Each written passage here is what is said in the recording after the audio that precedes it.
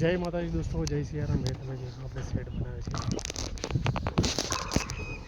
આમ 30 બાય સેટની સાથે ગણીએ તો 30 બાય 30નું ગોડાઉન થાય છે. તમે જોઈ શકો છો.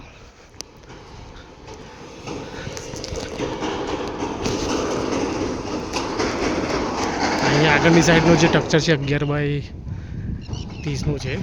એની અંદર ઊભા થાંભલાની અંદર 3 રોડની બોક્સ પાઇપનો ઉપયોગ કરે છે. અને ઉપર આરડી છે 3 દોડ છે, અને ઉપર 2 બાય દોડ છે, અને ઉપર જે થાંભલો છે એ 3 બાય 3 છે. નીચે ફાઉન્ડેશન 2 ફૂટ જમીનની અંદર અટેચમેન્ટ કરી છે. અહીંયા એક રીતે 15 ફૂટે ચાલી છે. અહીંયા બારી છે, નીચેથી જમીનમાં પુરાણનું કામ ચાલુ છે. અહીંયા પણ એ રીતે છે જમીનમાં. ઓકે, અહીંયા દરવાજો પણ આપણે બનાવ્યો છે ટોટલ. અહીંયા પગથિયા છે. અહીંયા અંદર પણ તમે જોઈ શકો છો રૂમ, આખો હોલ છે. અહીંયા બારી મૂકી છે. બારી આપણે ખોલીને બતાવી દઈએ.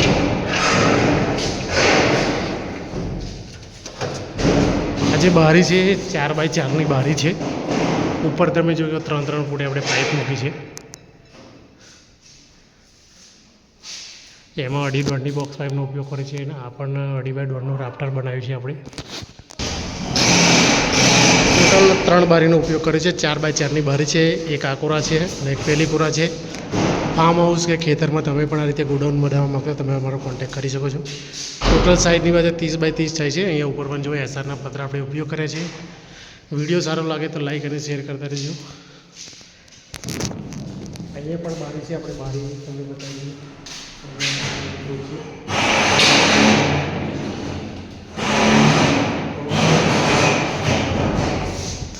4 બાય 4ની બારી જ આપી છે આપણે. બોક્સ ટાઈપની અંદર 16 ગેજની હેવી ડ્યુટીની અંદર આપણે પતરું યુઝ કરી છે. 1.5 બાય 5ની એંગલનો ઉપયોગ કરે છે. બોર્ડરની અંદર 2 બાય 2ની ફ્રેમ લીધી છે.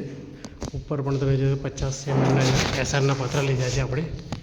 ઝૂમ કરીને તમને બતાવી દઉં છું.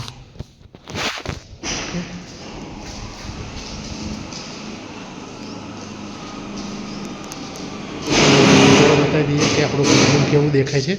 દરવાજાની અંદર પણ એવું છે, આપણે સી ચેનલનો ઉપયોગ કર્યો છે. બોર્ડર જે ચોકટું છે, અને અંદર 2 બાય 5 mmની આપણે એંગલનો ઉપયોગ કર્યો છે. અને જે પડખાની અંદર આપણે 5 mm થિકનેસવાળી દોડની એંગલનો ઉપયોગ કર્યો છે, એટલે 40 આ 35 5નો. ઓકે, ચલો વિડીયો ભરાઈ દઈએ છીએ.